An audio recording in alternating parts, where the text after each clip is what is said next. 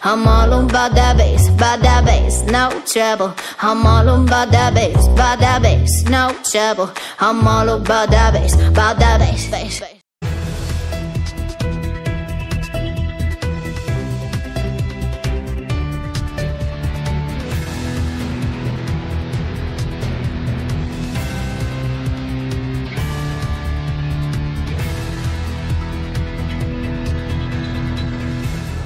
Bienvenue à tous. Le Maroc est riche, très riche. La richesse globale du royaume est estimée à 13 fois le PIB.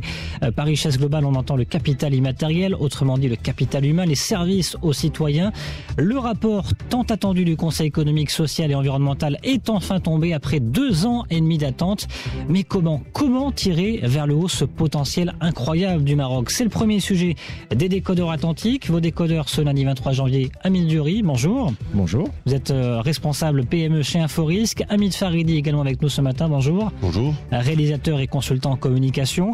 En deuxième partie d'émission, nous ferons le débriefing du premier week-end du nouveau président américain. Donald Trump avait promis de défaire l'Obamacare, il l'a fait en partie, mais ce sera un peu plus compliqué en application. Et puis mauvaise nouvelle pour le climat, il a autorisé la reprise des forages de gaz de schiste. Un premier week-end fort en symbole, alors qu'une marche de femmes de 2 millions de personnes est venue exprimer son inquiétude. On fera le point donc sur ce premier week-end très agité avec un appel téléphonique également au Premier ministre Benyamin Netanyahou. 55-77 pour réagir, poser vos questions, c'est votre émission, n'hésitez pas, Siliram TTC ou bien la page Facebook Les Décodeurs Atlantiques. C'est parti. La richesse globale du royaume est estimée à 13 fois le PIB. On parle de capital immatériel ce matin. La richesse globale du royaume qui est estimée à 13 fois le PIB, ça veut dire quoi concrètement, Hamid Dury ? Alors, la richesse globale, déjà, c'est une notion beaucoup plus large que le PIB qui généralement exprime la richesse d'un pays, qui exprime la production globale d'un pays. Là, on est dans quelque chose de beaucoup plus large, c'est-à-dire qu'on parle à la fois de capital produit, donc ça se rapproche plus ou moins du PIB. Il y a la partie de capital naturel, donc par exemple le phosphate, clairement. Et puis surtout le capital humain, qui représente plus de 2 tiers de cette richesse globale.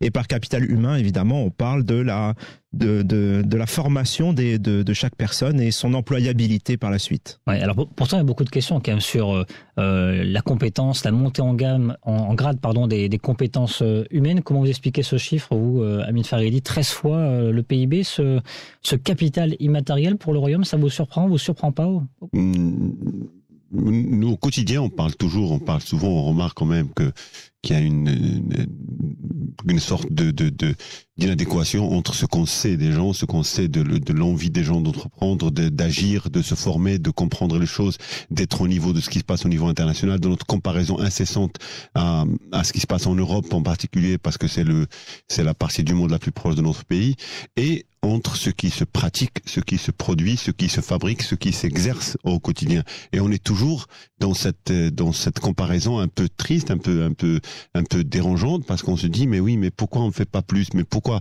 et on le réalise, on le constate. J'ai comme l'impression il y a pas que la partie préparation à être employé ou préparation à occuper un poste, c'est tout le savoir-faire, tout le savoir-faire millénaire que nous héritons de génération en génération, qui est là, qui explique une grande partie du plaisir, du bonheur de vivre au Maroc, quand on parle de chaleur humaine, quand on parle de vie dans des douars, dans des villages, dans des petites villes reculées ou dans les grandes villes. Mais ça explique aussi ce gâchis, un petit peu ce sentiment de gâchis entre notre potentiel et ce que nous sommes réellement. Donc pour l'instant, il y a une machine à gâcher des talents qui est en place. À ne pas savoir les prendre en ligne de compte, surtout. Hamid Dury, machine à gâcher des talents pour l'instant, cette économie. Je dirais pas à gâcher, on n'a pas pris tout le potentiel de cette économie matérielle. Parce que passer de 1 à 13, c'est quand même une grande différence. Non. Oui, c'est énorme, je suis d'accord. Mais quand on voit le détail, on se rend compte qu'on pourrait faire encore mieux. C'est-à-dire qu'aujourd'hui, on voit que 80% de cette richesse globale repose sur des êtres humains. Derrière, on sait on voit que chaque Marocain de 25 ans étudie en moyenne 4,5 années, ce qui est très faible. On sait que si on augmentait ce nombre d'années de 2 ans au minimum, on pourrait augmenter considérablement ce capital immatériel, la valeur de ce capital immatériel et donc la richesse globale produite. On pourrait le doubler, hein, c'est ce que nous dit ce rapport du CESE. Exactement. Donc, je ne parlais pas de gâchis puisque ce n'est pas encore arrivé, mais il y a un énorme potentiel qui n'est pas exploité. Bon, c'est ça la vraie conclusion. Comment faire pour tirer vers le haut cette richesse immatérielle, Hamid Farid? Déjà en prenant en ligne de compte ce qui est la réalité telle qu'elle est, c'est-à-dire une réalité où le savoir-faire, je ne parle pas seulement du savoir acquis sur les bancs des écoles et des universités, mais un savoir-faire énorme quand on parle d'agriculture. À ce que je sache, l'agriculture marocaine est produite non pas par ceux qui ont été sur les bancs des écoles, mais par des gens qui ont appris et qui se reçoivent un véritable héritage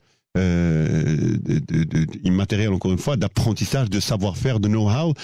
Et ce savoir-faire-là ne s'exprime que très rarement. Parce qu'en l'absence de terres agricoles prêtes, en l'absence d'accès à des terres agricoles pour tous les jeunes qui ont appris, qui savent manier, qui savent manipuler, qui savent faire pousser de l'herbe, du grain, qui savent faire pousser de la richesse, le gap s'explique très rapidement quand on sait que, par exemple, le jour où on aura accès à des terres plus larges et à des, comment dire, vous savez, on parle de certaines régions qui est cher à mon cœur, qui est Dokala, et quand on entend depuis toujours, c'est Ouled Bled, c'est des enfants sans terre, parce que ils savent faire de l'agriculture, mais ils n'ont pas de terre. Tout le travail qu'il y a, c'est de valoriser l'existant en matériel, en ce qui est matériel, la terre par exemple, pour la rendre disponible à ceux qui ont le savoir-faire pour la faire cultiver. Et en même temps, d'ouvrir les frontières du pays pour que des Marocains qui savent faire aillent, par exemple, faire de l'agriculture au Gabon ou en Algérie un jour, parce que ça finira par s'arranger. Et je vous assure que le jour où le Marocain pourra aller faire des pommes de terre en Algérie, les deux pays seront très heureux. Et les deux pays gagneront sur le plan économique ensemble. Tirer vers le haut les compétences, ce potentiel incroyable, ça passe également par l'école, l'administration, Amine Diori? Ça commence d'abord par l'école.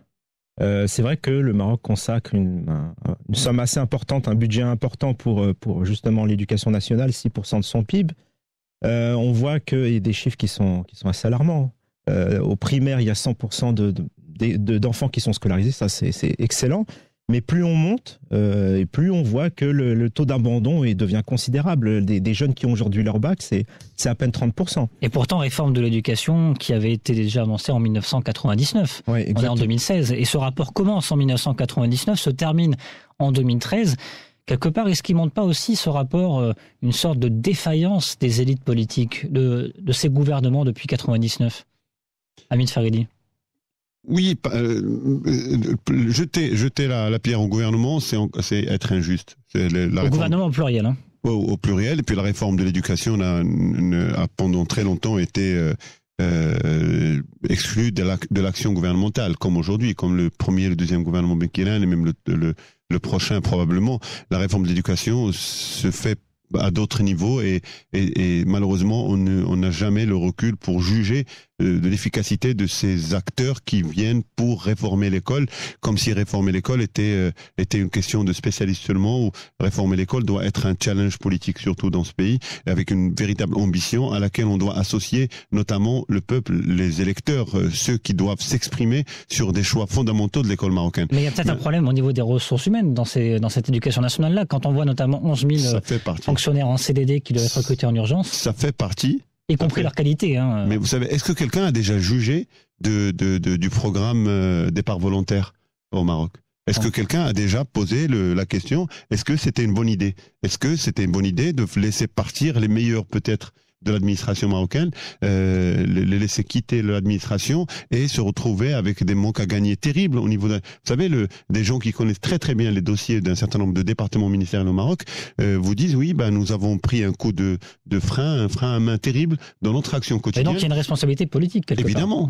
Évidemment qu'il y a une responsabilité politique et puis une responsabilité de l'élite politique et intellectuelle, celle qui aurait pu tirer la sonnette d'alarme pour dire attention, on est en train de laisser partir des éléments très valables capitales, qui vont d'ailleurs se rejoindre ou se lancer dans des projets privés, ou quitter le Maroc pour aller rejoindre d'autres pays où ils pourront exercer un petit peu leur art. Là, on revient encore. Oui, le capital immatériel du Maroc ne peut être exploité réellement que si on se donnait les moyens de l'encadrer, de produire cette élite qui va l'encadrer pour s'exprimer. Et de ne pas faire appel systématiquement à des cabinets étrangers pour concevoir des plans ? Bah, vous savez, les cabinets étrangers, très souvent... C'est souvent une remarque qu'on entend. Hein. Bah oui, j'ai eu la chance de vivre sur un long processus avec un département ministériel. Je sais très bien que le cabinet étranger n'a fait que mettre sur PowerPoint les idées des cadres du ministère. Amine Diori. Oui, bon, sur l'administration notamment, parce que on n'en parle pas assez, mais c'est vrai que là aussi, il y a une réforme de l'administration qui est en attente, qui verra peut-être le jour avec le prochain gouvernement, bien que ça a commencé légèrement, mais là peut-être aussi une responsabilité politique sur la mise en valeur, le service aux citoyens, aux entrepreneurs qui n'a pas été suffisamment accompagné ces 15 années. Je pense qu'effectivement, la responsabilité politique, elle est indéniable. Il est difficile de le nier, je veux dire... Le rôle d'un politique, c'est d'anticiper, c'est de prévoir, c'est de mettre les ressources nécessaires pour faire en sorte qu'un plan qui a été défini réussisse. Maintenant, c'est plus facile à dire quand on voit que ça a échoué, effectivement, parce que les chiffres parlent d'eux-mêmes. Il y a des choses aujourd'hui dans l'éducation qui fait qu'on a une éducation à deux niveaux. On a une éducation publique, les fonds de l'État qui vont là-dedans et qui a donné finalement un résultat très, très mitigé, pour ne pas dire médiocre. Et puis de l'autre, on a développé un système d'écoles privées qui devient de plus en plus coûteux pour les Marocains. Et ça, c'est un vrai problème. C'est-à-dire que voilà, c'est aujourd'hui, clairement, l'éducation, c'est une éducation qui coûte énormément cher. Et ceux qui n'ont pas les moyens financiers suffisants n'auront pas accès à cette éducation. Sur l'administration, service aux entreprises, on a vu que les choses commencent à bouger. D'ailleurs, c'était salué par le dernier classement de Doing Business ici à Casablanca, mais il y a encore des disparités régionales. Au niveau de l'administration et particulièrement les services aux entreprises, évidemment qu'énormément de choses ont été faites.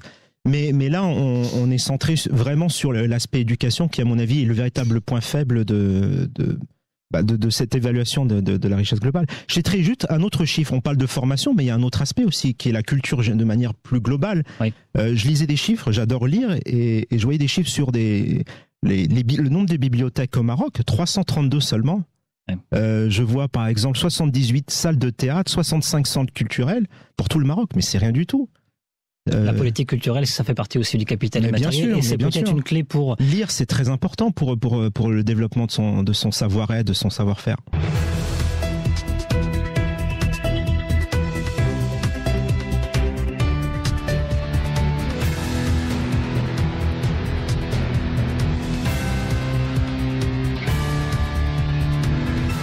Comment tirer vers le haut l'incroyable capital immatériel du Maroc? C'est le premier sujet des décodeurs atlantiques. Aujourd'hui, vos décodeurs, Hamid Faridi, rebonjour. Rebonjour. Vous êtes réalisateur et consultant en communication. Hamid Diori, responsable PME chez Inforisque également, bonjour. Bonjour Landry. On parlait de culture justement avec vous, Hamid Diori, un sujet sur lequel vous voulez rebondir, Hamid Faridi. Vous savez que c'est une notion sans cesse oubliée ou trop vite oubliée du capital immatériel. Oui, tout à fait. Parce que on considère la culture comme un parent pauvre de l'action gouvernementale et politique, et puis on considère que c'est quelque chose à gérer, et puis qu'il n'y a pas d'urgence. Jamais on entend parler d'urgence dès qu'il s'agit de culture. Or, à mon avis, il y a urgence quand on veut renforcer la volonté politique d'un pays. D'abord, on travaille sa culture, et puis deuxièmement, quand on voit l'état d'indigence totale de la culture dans ce pays, qu'il s'agisse de cinéma, de théâtre, simplement de lecture, de poésie ou autre, on se pose des questions. Un jour, je me suis intéressé à la question et j'ai essayé de comprendre pourquoi, à l'échelle d'une ville, d'une localité, d'une municipalité, il n'y a pas d'action de culture. Et j'ai réalisé que même en sensibilisant très fortement les responsables d'une municipalité, d'une localité, pour qu'ils mettent un budget, ils ont fini par mettre un budget assez conséquent pour construire une maison de culture dans laquelle pourrait y avoir des salles de lecture, une bibliothèque, une petite scène de théâtre, des ateliers de cinéma, de photographie, de peinture et autres. Et l'idée était tellement intéressante que j'ai suivi la chose en essayant de comprendre jusqu'où ça allait, combien de temps ça prendrait. 3 années après, c'est toujours au même point. de statu quo, avec un projet signé au niveau de la municipalité, signé par la région, par la préfecture, mais toujours bloqué au niveau du ministère de la Culture à Rabat, par manque de moyens humains, par manque d'envie de faire, et surtout par manque de ressources humaines pour dire qui va diriger cette institution. À savoir que aujourd'hui, il faut arrêter de nommer à la tête du ministère de la Culture des gens qui vont juste gérer le quotidien. Il faut des gens qui ont une véritable ambition. Il faut des gens qui viennent du monde de la culture, avec une hargne, avec une envie, avec la décision, une vision politique, mais une vision surtout culturelle pour dire je vais essayer de réaliser le maximum d'installations de projets culturels dans un laps de temps réduit. Il ne faut pas se dire dès qu'il s'agit de culture, on a le temps, tranquillement, prendre notre temps. Là, le ministère de la Culture marocain prend le temps comme s'il avait encore devant lui 30 années, autres années, avant de décider de construire une bibliothèque. Mais pour vous, la clé justement pour tirer ce capital immatériel vers le haut, c'est de la culture de localité. Bien sûr, c'est d'abord une décentralisation de la décision au niveau culturel, de la décentralisation et des moyens au niveau des régions pour investir. La culture, c'est de l'argent, c'est de l'investissement. Ce n'est pas de la perte, c'est de l'investissement avec un retour sur investissement peut-être meilleur que celui de l'industrie. On le sait, on le voit en France, on le voit ailleurs. Aujourd'hui, il faut que les régions, il faut que les provinces, il faut que les communes aient plus de budget, plus de moyens pour investir dans la culture parce que, apparemment, c'est pas moi qui le dis, mais c'est partout dans le monde, c'est le meilleur des investissements. Investissement en tout cas effectivement gagnant, plus que rentable. Alors peut-être que cet aspect-là n'est pas aussi assez mis en valeur dans la réforme de l'éducation nationale. C'est un point aussi qui est souvent relevé. Alors cette réforme, elle commence à prendre le jour. On verra bien dans 10 ans ce qu'elle va donner. Je voudrais qu'on parle avec vous entreprise, peut-être Amine Diouri, parce qu'on parle d'administration tout à l'heure sur la réforme de l'administration qui doit avoir le jour. Qu'est-ce qu'on peut faire ? Parce que on parle souvent de manque de compétences humaines pour les nouveaux métiers mondiaux, notamment. Oui. Ça passe par quoi ? Par l'université, par le monde de l'entreprise ? Non, je pense qu'à un certain niveau, quand on veut se spécialiser dans des secteurs vraiment très précis, il faut partir sur des formations spécialisées. L'université, c'est bien pour former des cadres, etc., généralistes. Mais si on veut des gens qui soient directement opérationnels dans un secteur donné pour des compétences données, je pense qu'il faut partir sur des formations vraiment précises, spécialisées. Ce qui est le cas actuellement, ça commence pas assez vite. Bien sûr, on commence à mettre en place des formations dans certains secteurs, par exemple l'aéronautique, etc., d'autres secteurs mondiaux. Tout ça va mettre du temps avant qu'on puisse avoir un premier retour sur investissement, mais c'est déjà un premier bon pas mis en avant. On parle beaucoup culture sur Facebook là, et sur Twitter par rapport à ce que vous dites, Hamid Faridi, et puis il y en a certains qui parlent de sport aussi. C'est partie du capital immatériel. On a une pensée tout de suite à l'équipe des Lions de l'Atlas. Passionnement, le foot, c'est le foot. Pas seulement le prestige. Le foot n'est pas tout le sport. Le sport, c'est 46 fédérations sportives, c'est plus de 150 disciplines sportives, et l'activité physique, ça va au-delà du sport. Aujourd'hui, le sport a des moyens, mais manque terriblement de vision politique. Le sport n'a jamais eu autant de moyens dans l'histoire du Maroc. Faut pas l'oublier. Avec le FNDS, le Fonds national de développement du sport, avec l'argent injecté par Sa Majesté dans ce fonds, avec l'envie politique de faire les choses, mais la vision politique manque. Donc quand on manque de vision, on gaspille l'argent. Quand on a une vision, chaque dirham devient de l'investissement, que ce soit de la culture ou du sport. Aujourd'hui, et il faut le reconnaître, en matière de culture, on a laissé mourir d'indigence la culture, tout ce qui est culturel, jusqu'au point où le peuple, la société marocaine est devenue extrêmement sensible à toutes sortes de projets culturels et sociétals qui viennent de l'étranger. Vous savez, tous les projets un peu obscurantistes n'ont eu d'emprise sur la société marocaine que parce que nous avons laissé mourir la culture et toutes les cultures du Maroc. Dans le sport, c'est pareil. Prenez les disciplines sportives les plus populaires au Maroc, les arts de combat, la boxe, etc. Montrez-moi combien de salles. C'est Diolé tout à l'heure est en train de donner le nombre de. Donnez-moi combien de salles de boxe il y a au Maroc, par exemple. Donnez-moi combien de salles de gymnastique. À part le complexe Mohamed V, qui date des années 80, on n'a plus construit de salles publiques de gymnastique. Alors que être bien dans son corps, c'est déjà un projet de richesse immatérielle. De développement social, bien évidemment. Amine Diouri. Autre aspect de la culture, il y a aussi évidemment la musique, et il semblerait que l'accent des pouvoirs publics ait plutôt été mis là-dessus. Pas mal d'événements, d'organisations liées à la musique, etc., qui promeut la musique. Le festival Musique du Monde, il y a la fête de la musique chaque année qui est fêtée, enfin des événements liés à la musique. C'est bien, mais c'est pas encore suffisant. Il y a beaucoup d'autres aspects. Effectivement, on a parlé culture, enfin on a parlé de livres, on a parlé de cinéma, on a parlé de beaucoup de choses, de sport, et ça c'est vraiment des points qui doivent être qui doivent être développés. Bon, libérer le potentiel, ce capital immatériel, c'est finalement libérer l'homme, le bien-être. Alors, je pense tout de suite au produit intérieur du bonheur, hein, qui est souvent cité en exemple parmi les pays asiatiques. Est-ce qu'il faudrait peut-être que le prochain gouvernement regarde davantage le produit du bonheur ou le produit intérieur brut, Hamid Farid? Oui, mais je connais pas l'homme en général. C'est très prétentieux de vouloir parler de l'homme en général. Mais le Marocain, je connais un petit peu. Le Marocain, c'est exactement comme de l'eau. Vous le canalisez, vous lui donnez une dynamique, vous lui donnez une raison d'être, et ça fait une très jolie fontaine. Et ça fait un très joli spectacle d'eau, ça fait une dynamique, ça fait même une source de production d'autres énergies électriques et autres.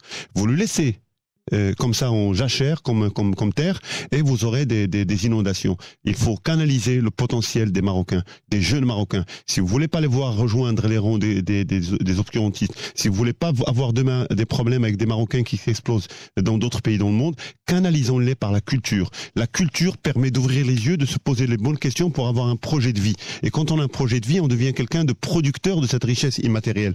Aujourd'hui, ce qui nous manque au Maroc, c'est des gens avec une vision politique qui arrêtent de croire que la culture, c'est de l'argent perdu. Mettons un peu plus d'argent dans l'asphalte et dans les trottoirs, etc. Alors non seulement on met pas d'argent de la bonne manière dans l'asphalte et l'infrastructure, mais on oublie d'en mettre dans la culture et on récolte un peuple indigent. Et donc ça explique les 13 fois le potentiel de richesse immatérielle qui serait de 13 fois le PIB marocain. Ouais, mais regardez aussi ce produit du bonheur, peut-être Hamid Diori, ça serait un aspect intéressant à faire pour le prochain gouvernement, de être focalisé sur le PIB? Oui, bien sûr, c'est un point important. Maintenant, quand on parle de cette richesse globale, moi je pense surtout ce que ça peut apporter aux Marocains, parce qu'on a apporté ce que ça pouvait apporter à un pays, mais aux Marocains de base, c'est aussi important de savoir que être mieux formé, être plus longtemps formé, c'est aussi des salaires plus importants par la suite. Ne serait-ce que 2 années supplémentaires de formation, ça représente une augmentation de salaire potentielle de plus de 10%. Ouais. Donc forcément, ça va être très enrichissant pour le Marocain avant tout. Allez, dans un instant, on va parler de Donald Trump. Premier week-end du nouveau président américain. Premier week-end qui fait beaucoup parler puisque de mauvaises nouvelles pour le climat notamment. Il a autorisé la reprise des forages de gaz de schiste. Et puis la notion de climat et d'engagement climatique des États-Unis a été totalement supprimée quelques minutes après son investiture du site web de la Maison-Blanche. Premier week-end, quel bilan? On en parle dans un instant, mais avant la séance coup de gueule, coup de cœur. Coup de cœur, coup de gueule. On commence avec vous, Hamid Faridi. Un coup de gueule, un coup de cœur aujourd'hui? Un coup de cœur pour les laboureurs, ceux qui ont la foi en ce qui pousse, en la verdure, en la plante, en la richesse qui pousse de la terre, avec les récentes pluies, avec les dernières semaines étaient dures un peu pour les agriculteurs à travers le Maroc. Les gens commençaient à perdre un peu la foi, à se dire tiens, une autre année encore difficile. Avec les dernières pluies, on les a vus ressortir encore dans les champs, préparer, labourer, semer ou même soigner les plantes qui sont déjà là. Un grand coup de cœur pour les laboureurs de l'espoir. Hamid Diori, coup de gueule, coup de cœur? Alors moi ce sera un coup de gueule, une nouvelle provenant de la France et du CNIL, particulièrement la Commission nationale informatique et liberté, qui est l'équivalent de notre CNDP au Maroc, qui protège les données personnelles. Et donc il s'est passé un petit événement fin 2016, la CNIL a condamné, a donné une amende à une société qui fait du e-commerce, pardon. Et donc, la raison invoquée était que cette société envoyait au Maroc des données personnelles sur des clients. Donc, on se dit dans l'absolu, peut-être qu'effectivement, c'est quelque chose de tout à fait interdit. En réalité, cette opération est possible que dans une condition, c'est que le niveau de protection dans le pays destinataire soit équivalent à celui du pays d'origine.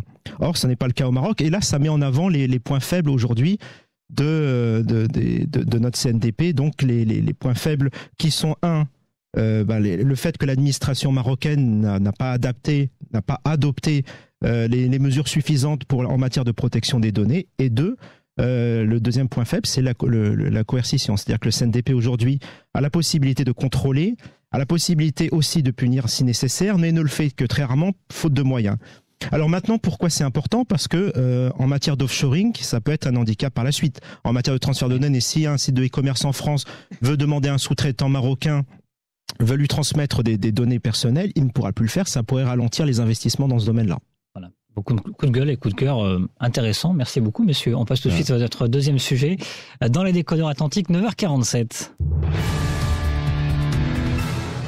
L'Amérique d'abord, à partir de maintenant, c'est une des phrases choc de Donald Trump, nouveau président des États-Unis, 45e président des États-Unis, qui a été investi officiellement vendredi, lors d'une cérémonie qui n'a pas réuni beaucoup de monde, 2 fois moins nombreux ces personnalités et personnes venues assister à cette investiture que lorsque Barack Obama a pris le pouvoir en 2008.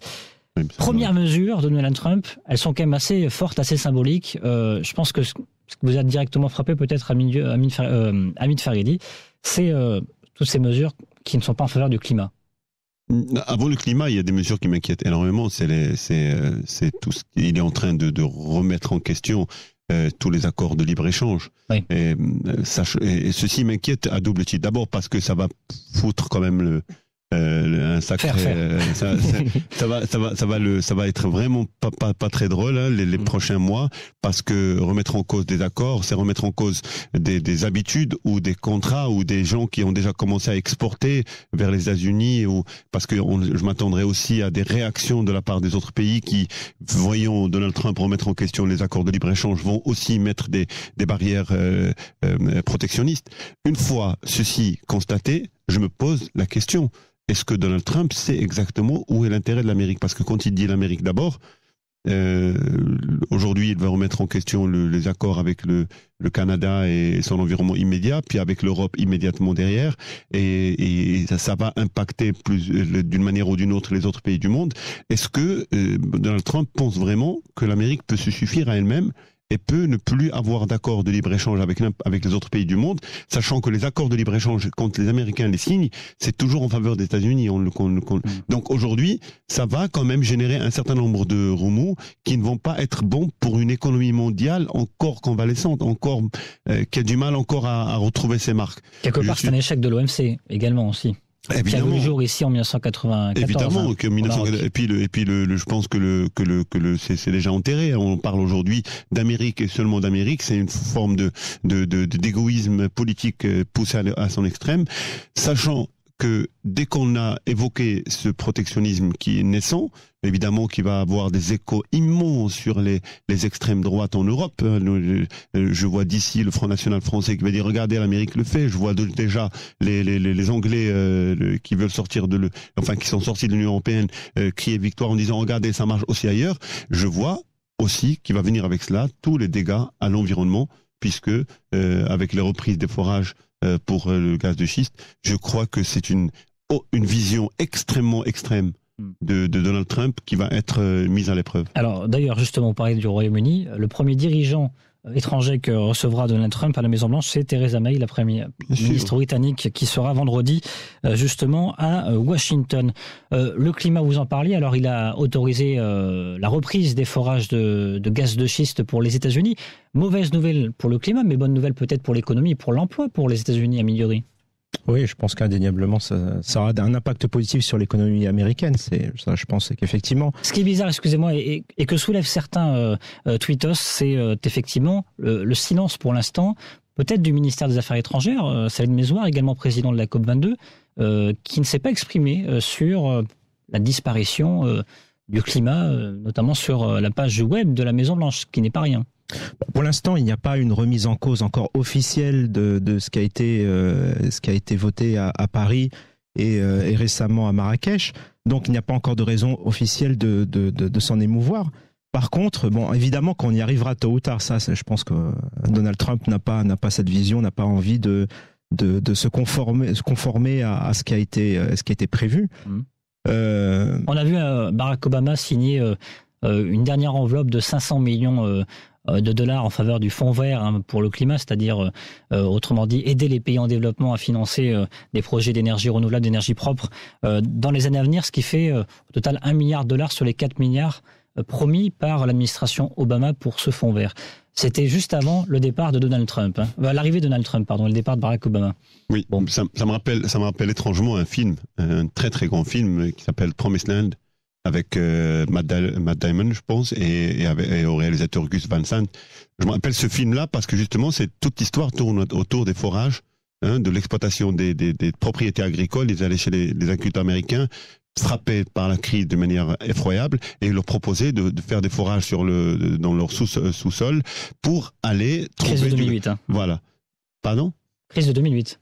Absolument. Et ce film-là raconte ce détail-là où les promesses faites tout au long du film par cette compagnie se révèlent complètement fausses. Les chiffres présentés sont faux. Les attentes économiques pour ces gens-là ne sont jamais au rendez-vous. Et les gens se retrouvent à la fin du film avec le héros du film qui lui-même reconnaît qu'il a menti tout au long du film. Ceci me rappelle cette envie très pressante et rapide de Donald Trump, avant même de commencer à faire exercer son métier de président, de donner des autorisations, comme si, en donnant des autorisations, il se libérait d'un engagement qu'il avait vis-à-vis de ses entreprises. Amine Diori. Autre point aussi, je pense que la reprise des forages pétrole et gaz de schiste, ça va forcément aussi avoir un impact sur les cours du pétrole dans les mois à venir, notamment par rapport à l'OPEP, les pays arabes qui sont aussi présents dans cette organisation. Qui ont trouvé un accord historique, on le rappelle, fin novembre. Il pourrait évoluer avec la reprise de la production de gaz de schiste aux États-Unis, ça pourrait casser tout ça, parce que ces dernières années, ce qui a considérablement freiné le cours du pétrole, c'est aussi cette production américaine qui a été somme toute limitée. Maintenant qu'ils ont plein pouvoir pour pouvoir forer et développer cette activité, ça va avoir un impact immédiatement, je pense. Les cours du pétrole, à mon avis, seront impactés, certainement à la baisse. Bon, président, en tout cas, de rupture. Pas de surprise à ce niveau-là. Ce premier week-end a tenu toutes ses paroles, y compris dans son langage, puisqu'il s'est exprimé par rapport à cette marche des femmes qui a réuni 2 millions de personnes. Un langage dur qui change d'accoutumée avec d'autres présidents, style par exemple Barack Obama. Vous avez été surpris, choqué, pas du tout, Hamid Farid? Non, pas du tout. Donald Trump a été élu sur la base même d'une promesse: je ne serai pas comme les autres. Et d'une promesse, les politiciens, les professionnels de la politique font des choses d'une certaine manière. Moi, je ne suis pas un professionnel de la politique, j'y suis depuis quelques mois, voire quelques années, et je ne vais pas faire. Donc, il est en train de tenir à son image, à sa promesse en termes d'image surtout. Ce n'est pas encore au niveau de la politique, mais au niveau de l'image, il est en train de dire, voilà, vous voyez, vous avez voté pour quelqu'un, vous avez élu quelqu'un pour être différent, je vais être différent, je vais continuer à tweeter, même si mes conseillers marketing et com m'ont dit d'arrêter de tweeter, je vais continuer à tweeter, je vais continuer à un petit peu à ridiculiser mes concurrents ou mes contestataires, et je vais faire des choses qui ont un sens pour l'électeur de base, celui qui a voté pour Donald Trump, qui croit qu'en ayant des forages de gaz de schiste, oui, qu'en ayant des mesures protectionnistes, l'Amérique redeviendra grande. En tout cas, cet électeur de base, il est aussi concerné peut-être par le premier décret qu'a signé Donald Trump, la fin de l'Obamacare. Oui, la fin, c'est peut-être un grand mot parce qu'il y aura quand même tout un processus qu'il faudra faire pour détricoter entièrement cette mesure sociale. Oui, effectivement, ce ne sera pas aussi simple que ça. Il faut aussi que ce soit voté par le Sénat, qui est dominante républicain. Maintenant, c'est vrai que c'est assez paradoxal, c'est-à-dire que les conservateurs américains se réjouissent de la fin de cette mesure qui était honnie il y a quelques années. Mais malgré tout, cette loi, c'est quoi? C'est la protection, c'est la sécurité, c'est l'assurance maladie. C'est permettre finalement à des millions d'Américains d'avoir accès à une assurance maladie. Et là, on va se retrouver avec des millions d'Américains qui vont perdre cette assurance maladie. C'est absolument très grave, c'est catastrophique. Et pourtant, il y a des gens qui se réjouissent là-bas. Et c'est ça aussi ce qui me surprend. Par rapport au style de Donald Trump en tant que président des États-Unis, il est plus simple, c'est plus un simple politicien. Maintenant, c'est devenu le président des États-Unis, donc il est censé rassembler tous les Américains. Et pourtant, j'en ai pris à l'établissement de Washington, notamment. Ouais, ça, c'est vraiment du populisme de base de dire que les médias sont tous corrompus, que l'administration est corrompue, que finalement il va faire que des mesures pour les Américains, et encore pas pour tous les Américains, mais pour la moitié qui a voté pour lui. Ouais. Ça fait pas très rassembleur pour un président. Allez, moi je voudrais terminer, il reste 1 minute 30. Vous posez la question sérieusement. Est-ce qu'il n'y a pas au moins un mérite à mettre à Donald Trump ce matin, celui de peut-être tenir son engagement? Il l'a déclaré d'ailleurs lui-même, je serai le président qui créera le plus d'emplois que Dieu n'ait jamais créé. Pour l'instant, Amazon, 100 000 emplois.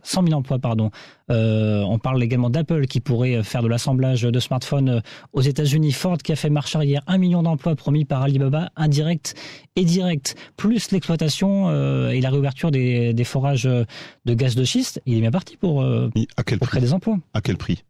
Parce qu'on peut toujours créer des emplois, mais à quel prix? Il y a toujours un prix à payer. Si le prix à payer, c'est la santé des Américains, c'est l'économie mondiale qui risque de s'effondrer pour bien des raisons. C'est pas si Diori a parlé de la chute des cours des pétroles, ça va continuer à avoir des effets sur un certain nombre d'économies mondiales. C'est l'Amérique isolée sur la scène internationale.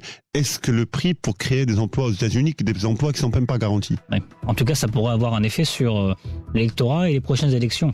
Non, sur l'électorat sûrement, sur l'économie j'en suis pas certain. On est dans une économie mondialisée. Les entreprises vont là où c'est moins cher de produire. On ne peut pas imposer par la force à des entreprises de produire localement. Elles le feront peut-être dans un premier temps, mais on se rendra compte très rapidement qu'il y a des endroits beaucoup moins chers où produire. Et ça, malheureusement, ça s'impose pas par la loi. Voilà, ça va être compliqué en tout cas ces 4 prochaines années pour Donald Trump, et on suivra bien évidemment tout ça sur Atlantique Radio. Vous restez avec nous dans un instant, votre émission citoyenne, Les Experts Atlantiques. Beau décodeur aujourd'hui était Amine Diori, responsable PME chez Inforis, Camille Faridi, réalisateur et consultant en communication. À 10h, le point info en langue arabe avec Mourad Baba. Je vous retrouve demain pour un prochain numéro. Excellente matinée.